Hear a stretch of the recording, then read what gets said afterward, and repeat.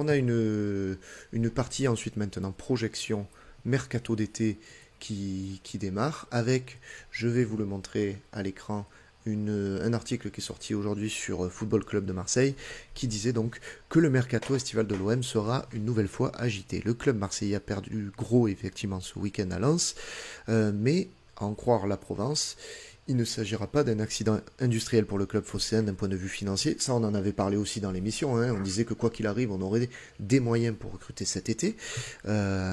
Et il va y avoir du mouvement. Donc, les dirigeants olympiens ont fait savoir au quotidien que la différence entre les deux places restait marginale d'un point de vue économique. On table sur 8 à 9 départs avec autant d'arrivées, avec 3 critères principaux qui sont le premier, répondre plus globalement au style d'Igor Tudor. Donc ça répond aussi à la question, est-ce que Tudor, il part pas, voilà. Monter en gamme techniquement, et troisième critère, avoir le caractère et les épaules larges pour tenir au vélodrome. C'est intéressant ça quand même, comme critère de recrutement, parce que je sais pas comment tu peux avoir des mecs qui, tu le sais à l'avance, vont tenir au vélodrome, mais bon, ça c'est autre chose. On part quand même, voilà, visiblement sur un effectif peut-être plus qualitatif, peut-être plus réduit, mais plus qualitatif. Est-ce que vous validez cette stratégie, Romain? On t'a moins entendu sur Vitinha Ouais. et Lewandowski. Euh, Moi, je pense qu'il faut un mix des deux, à la Ouais, fois qualitatif et quantitatif, parce que on l'a vu cette saison, hein, tu as deux trois blessés derrière, tu es obligé de bricoler. Donc pour moi, il faut que tous les postes soient doublés. Donc il faut de la quantité et il faut forcément un petit peu de qualité aussi, hein, parce que c'est vrai que un des critères d'ailleurs qui a été souligné et qui à juste titre nous fait défaut actuellement, c'est le côté technique, hein. Je trouve qu'on est assez pauvre sur ce plan-là. On n'a pas de créateurs. Alors, on a peut-être deux créateurs qui sont blessés actuellement, Harit et Unai surtout. Donc je suis curieux de voir ce que ça va donner la saison prochaine. Mais ouais, non, mais écoute, après 7-8 changements, à la fois en départ et en arrivée, ça fait quand même pas mal de bouleversements, quoi. Hein. ah, clairement. Donc voilà, ça je suis un peu plus dubitatif. Mais ça, Moi il est je habitué, hein, Longoria, pour moi. C'est quelqu'un qui va faire ça tous les étés. Hein. Il faut s'y faire. Hein. Il va y avoir chaque été de gros changements comme ça. Quand tu vois ne même à pense. l'hiver déjà ce qu'il y a eu. Ouais, après je sais pas si c'est nécessaire de tout chambouler en fait. Voilà, Alors, est-ce que c'est nécessaire, Thomas?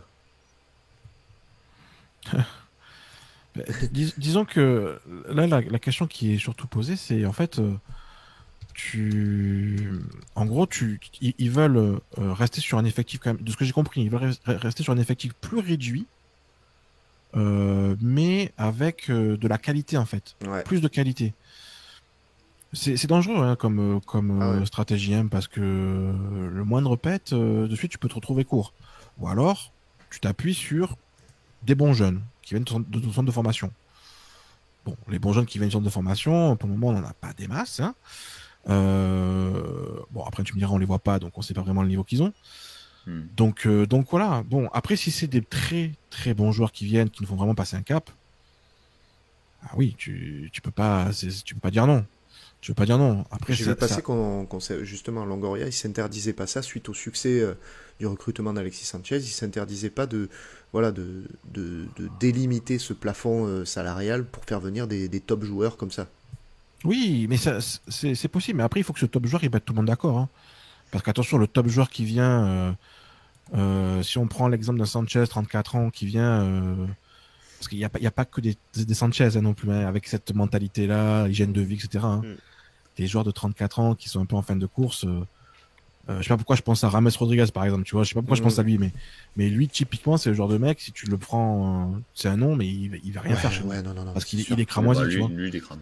Mais, mais voilà, donc il faut faire attention, mettre beaucoup d'argent sur des gros joueurs, pourquoi pas, je dis pas non, évidemment.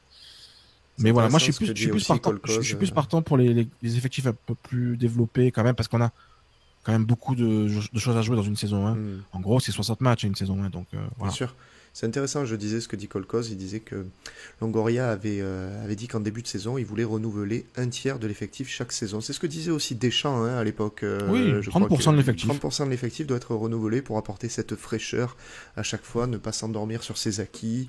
Je suis plutôt partisan de ça aussi, honnêtement. Moi, c'est un système qui me plaît. Toi, Axel, cette stratégie de recrutement qui se profile pour cet été, tu la valides? Oui, parce que 7 à 8 joueurs, comme tu disais, c'est 30% à peu près de l'effectif. Ouais. On sait que l'OM, c'est un club qui use. Et l'OM de Tudor, très physique, ça use encore plus. Donc, je pense qu'il y a besoin de rotation cet été. Il y a pas mal de joueurs qui doivent partir, qui n'ont pas montré grand-chose, qui n'ont pas été au niveau. Tu parlais de qualité technique et mentale. Pour moi, c'est essentiel à l'OM. Il y a des joueurs qui ont montré qu'ils n'avaient pas ces qualités. Pour la taille de l'effectif, je suis un peu plus dubitatif parce que Tudor, j'ai pas au niveau de la gestion de l'effectif, j'ai pas l'impression qu'il a envie d'un gros effectif. Il faut quand même se rappeler qu'il y a eu pas mal de mecs cette année qui ont été mis à la cave, que les remplaçants n'ont pas eu une énorme importance non plus dans le groupe. Donc plus de 20 joueurs cette année, pour l'année prochaine, je suis pas sûr que ce soit réellement dans l'optique de Tudor et de Longoria. Si on peut faire quelques économies pour prendre des joueurs qui nous font justement franchir un cap en Ligue 1, un gros milieu de terrain, un bel attaquant, des pistons d'un autre niveau. Tu vois, s'il faut rogner sur un joueur ou deux, moi, pour prendre des bons joueurs, ça me va. Donc voilà, Tudor, je pense pas qu'il veuille énormément de joueurs et je pense que pour une montée en gamme, va falloir peut-être faire des concessions. Alors tu parlais des tauliers justement tout à l'heure et Yacine aussi nous en parle, il dit qu'il faut construire une ossature avec un patron sur chaque ligne, ce qui fait au moins 3 top joueurs à recruter.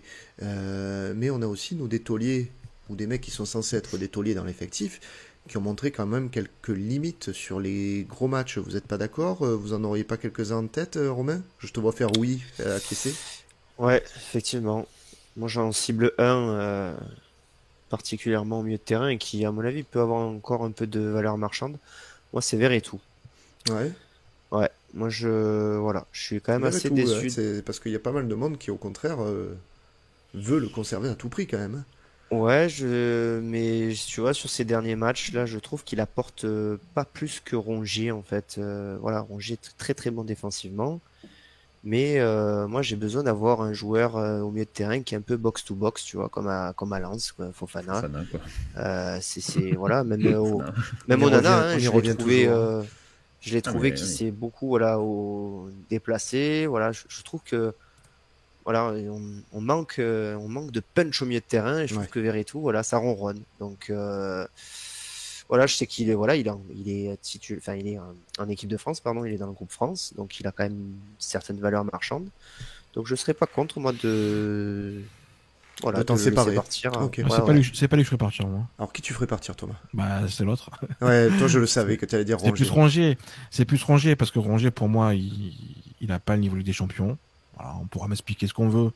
Ce joueur-là n'a pas le niveau Ligue des Champions. Verretou potentiellement là, il l'a déjà eu, je pense. Faut pas juger trop Verretou cette fin de saison. Encore une fois, voilà, il fait pas non plus une mauvaise saison, je trouve. Maintenant, Rongier, moi, il y a eu un éclair de génie contre Paris en Coupe de France, mais après, moi, je considère que c'est un joueur qui a encore peut-être une valeur marchande, je pense. Je pense qu'on peut en tirer facile 10-15. Ah oui, quand même. C'est pas international, hein, mais bon. Non, voilà, mais bon, 10-15 millions. Quand même, c'est un bon joueur. Et que c'est le moment de le faire partir. Voilà. Parce que je veux voir un peu autre chose au milieu de terrain. J'en ai marre de ce joueur. Tu vois, c'est un peu un joueur unidimensionnel, c'est-à-dire qu'il sait faire très bien une chose défensivement. Mais offensivement, bon. Ouais, c'est faible. Offensivement, c'est trop faible. Il y a trop de carences offensivement. Contre des petites équipes notamment, on a besoin d'avoir des milieux de terrain qui savent faire plus de choses que simplement récupérer un ballon, faire des bonnes compensations, etc. Ce qui fait très bien, il n'y a pas de problème. Et moi j'ai besoin d'un mec qui me mette quelques buts, qui fasse quelques passes D, il en a fait une, bon c'est très bien, mais c'est peut-être la seule de la saison. Voilà, bon, il faut que les milieux de terrain soient à minimum, 3 buts, 4 passes D par exemple, tu vois. Ça doit être le minimum de chez minimum. Ce que Verretou fait, par exemple, voilà, même si c'est pas terrible, ce que fait Verretou, je dirais pas que c'est pas terrible, mais c'est moyen, on va dire. C'est disons moyenne pour une première saison. Mais c'est pas mauvais, voilà. Je dis pas que Rongier c'est mauvais, mais par contre, si je dois faire en partir un des deux, c'est Rongier. Tu D'accord. arriverais à le remplacer du coup parce qu'il a quand même ce poste hybride qui est quand même intéressant, hein. Il arrive à s'incorporer dans la défense.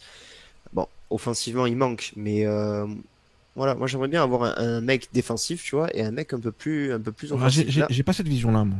là on a les deux, moi je trouve. J'ai pas cette vision-là. Bah, Veretout, normalement, doit être plus offensif que ça. Effectivement. Là c'est juste un équilibre à trouver, je trouve, qui est pas encore, c'est pas encore trop ça. Mais il serait temps Mais, quand même, hein, il mais reste non, 4 mais matchs. parce que Tudor aussi lui demande, il avait déjà débuté dans Veretout, hein.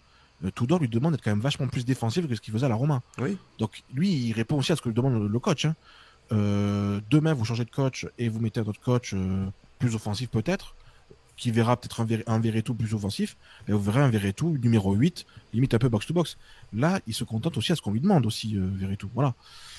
Donc voilà, moi je trouve que Rongier, je vois pas la progression par rapport à ce que je vois. Voilà. Je vois pas le mieux qui est possible. Alors pour le coup, parce que c'est vrai on n'a pas pu faire ce fameux débat sous-côté sur côté qu'on avait voulu se faire. Moi, tu vois, le joueur que j'avais trouvé sous-côté, eh ben, c'était Valentin Rongier, et j'étais allé aux statistiques, mais très approfondies, et j'avais fait le comparatif avec Veretout. Et ce qui ressortait sur la saison, c'était il y a 3 matchs à peu près, 2 ou 3 matchs, eh ben, c'était que Rongier faisait plus de passes vers l'avant, plus de passes clés, plus de passes qui déclenchaient des occasions de but que Veretout. Et j'ai trouvé ça surprenant de premier abord parce que moi, c'était pas le genre de stat que je m'attendais à retrouver, puisqu'on dit tout le temps que Rongier il est moins offensif qu'un Veretout. Eh ben écoute, les chiffres disent le contraire. Alors peut-être qu'on le voit pas assez, que c'est moins éclatant, mais il fait plus de passes vers l'avant qu'un Veretout. Valentin Franchement, Rongier. je vais dire un truc là pour le coup, tu m'apprends un truc. J'irai checker ça. Ouais, mais il n'y a pas de souci. Parce que ça me surprend. Mais après, si je sors des stats et que je regarde, je me reste à l'impression visuelle que j'ai des deux joueurs, pour moi, il y a pas photo hein, entre les deux, hein. Sur le côté offensif de ce qu'amène un mec, hein. Rongier, il est pas capable de mettre le but, par exemple, que Veretout a mis à Monaco. Incapable de mettre un but comme ça. Oui, Voilà. oui, dans le côté Donc, buteur, mais ça, oui, bien sûr, il a une frappe en bois, on le sait très bien. et puis même, c'est pas un tireur de corner. Il fait pas des passes non plus hyper compliquées. Rongier, alors que Veretout est capable de casser des lignes avec ses passes. Voilà, pour moi. Au passage, les corners contre Lens, c'était encore une catastrophe, hein. Je suis désolé de le ressouligner, mais les corners qui arrivent au niveau des genoux au premier poteau, il faut vraiment arrêter avec ça, hein. C'est catastrophique. Là, c'était mauvais. Ça a été mauvais. On termine avec une petite rumeur mercato, les mecs, on l'a évoqué dans le chat juste avant, c'était Arcanul Milik qui l'a évoqué, Van Den Boomen. Fabrizio Romano a dit il a dit qu'il ne prolongera pas avec Toulouse, c'est ce qui se murmurait depuis un moment déjà, et qu'il est sur la piste de plusieurs clubs, donc le PSV, l'OM, Feyenoord, Leeds, Aston Villa, Séville, Wolfsburg, Galatasaray. Vous prenez Van Den Boomen, Axel? Moi, je prends seulement s'il y a 2 départs au milieu. Guendouzi va probablement partir, mais s'il n'y a pas de 3e départ, je vois pas trop l'intérêt de prendre Van Den Boomen. Moi, je préférais prendre On parlait de mecs qui font franchir un cap. Je pense pas que Van Den Boomen va te faire franchir un cap. Je veux un joueur avec un niveau supérieur quand même. Parce que tu vois, il y a déjà Rongier, Veretout. Est-ce qu'il va vraiment les mettre sur le banc? Alors Dans on la a rotation. évoqué un peu le profil de Van Den Boomen dans une émission précédente, on en a parlé. Moi je le vois Non, plutôt c'est un comme bon. un remplaçant, hein. Après, c'est sûr, Ouais, il moi, peut faire s'il y plus. a pas mal de départs, je dis oui, bien sûr. Si ça bouge pas beaucoup, non, je veux un joueur un peu plus fort que lui. Toi Romain, tu fais quoi? Moi, je le vois bien aussi comme un remplaçant, mais un remplaçant qui peut monter en puissance, en fait. Parce que c'est quand même un mec qui a des très bonnes stats, hein. En Ligue 2, il était à 12 buts, 18 passes décisives, j'ai vu. Cette saison, il est à 6 buts, 13 passes décisives. Il sait tirer les coups francs. Il sait très très bien tirer les coups francs. C'est justement un joueur qui arrive à se projeter un peu profil box-to-box. Donc, premièrement, je le verrais bien remplaçant. Mais je compterai sur lui pour la saison, quoi, pour venir concurrencer des mecs comme Veretout, par exemple, si Veretout reste. Voilà, c'est un profil intéressant qui peut à la fois faire de très très bonnes passes et être buteur. D'accord. Et toi Thomas, qu'est-ce que tu penses? Est-ce que tu es plutôt d'accord avec Abdoulaye qui nous dit je ne prends pas dans le chat, ou Eric qui nous dit qu'il valide, mais qu'il ira sûrement en Angleterre? Ouais, je pense qu'il a plus profil pour aller en Angleterre. C'est un bon joueur.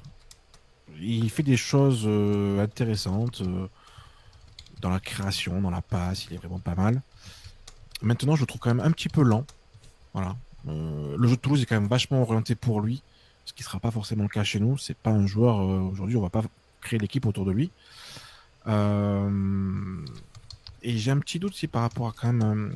Il me fait, alors c'est pas les mêmes joueurs, mais il fait penser un peu à un Savani dans le sens. Je pense que ça peut être un très bon joueur pour un bon club de Ligue 1, mais au-delà. Et puis d'ailleurs, quand tu vois le nom des équipes, limite on est un peu l'équipe la plus sympa, quoi, on va dire, tu vois. Ouais. Il y a des bons clubs, hein, PSV, bon, je sais plus ce qu'il y a, Aston Villa et compagnie, mais bon, c'est pas non plus la folie, quoi, tu vois. Ouais. Et on parlait de monter, d'avoir des recrues de qualité, etc., qui font passer des plus-values. Bon, Van Bomen, pour moi, il est pas meilleur qu'un Verretou, par exemple. Ça va pas te faire passer un cap, ça c'est certain. Non, il est pas meilleur qu'un Verretou. Verretou est largement meilleur, voilà. Et j'ai vu passer, il y avait aussi là une rumeur, je l'ai pas vu passer, par contre, je sais pas si c'est réel ou pas, mais bon, Arcani nous le dit, donc je pense que c'est vrai. C'est, il parle de Bounou, le gardien de Séville, le Marocain, international marocain. Apparemment, qui serait L'OM pisté. songerait à se faire prêter Yacine Bounou. L'international marocain souhaite jouer la Ligue des Champions et intéresse les dirigeants. Les bonnes relations entre l'OM et Séville pourraient faciliter les discussions. Alors, la source, c'est Lyon de l'Atlas. Je ne sais pas si c'est fiable ou pas, hein, je vous avoue. Mais bon, pourquoi pas. Bah, c'est un beau gardien, par contre. Hein. Belle Coupe du Monde. Hein. Pour le coup, très belle Coupe du Monde. Même à Séville. Alors, je suis étonné que Séville le prêterait. Encore un, comme je l'ai dit la dernière fois, on les collectionne. On a toutes les cartes Panini des joueurs du Maroc bientôt. C'est ça. Ouais, non, mais tu vois, on me parlait du fait est-ce que Paul Lopez reste pas. Moi, tu vois, si il devrait avoir un départ surprise, ça serait Paul Lopez. Ouais. Et clairement, moi, Bounou, je le prends. Voilà. Bounou, s'il y a moyen de se le faire prêter, genre, tous les jours. Hein. C'est un très bon gardien, Bounou. Quel âge il a Je pense qu'il a plus de 30 ans. Attends, je vais vérifier ça. Je pense. Ouais, il doit avoir 30, 31, je dirais. Comme ça, de tête. Non, mais c'était intéressant parce que Lopez, oui, il est quand même pas très décisif, c'est 32. pas un super gardien. 32 ans. Bon, c'est pas vieux pour un gardien, 32 ans, ça va. Non, il a encore 2-3 ans facile. Mais c'est un vrai bon gardien. D'accord. Ouais, non, mais pourquoi pas, parce que c'est vrai que Paul Lopez, il a ses limites, hein, on l'a dit tout à l'heure, hein, il a ses limites avec l'Olympique de Marseille. Désolé, je réponds en même temps dans le chat aux questions que l'on nous pose, et notamment à Yacine qui nous disait est-ce qu'on a une idée de notre budget transfert pour cet été. Donc je le renvoyais à, je crois que c'était la vidéo d'avant-match d'OM-Auxerre où on a parlé des finances de l'OM sur cet été, et on tablait sur un OM qui aura plutôt des moyens. Bien sûr, ça va varier un petit peu selon la qualif en C1, une vente ou deux, mais on aura quand même du budget cet été, quoi qu'il arrive, et c'est ce que disait tout à l'heure Longoria a priori dans l'article qu'on vous a présenté.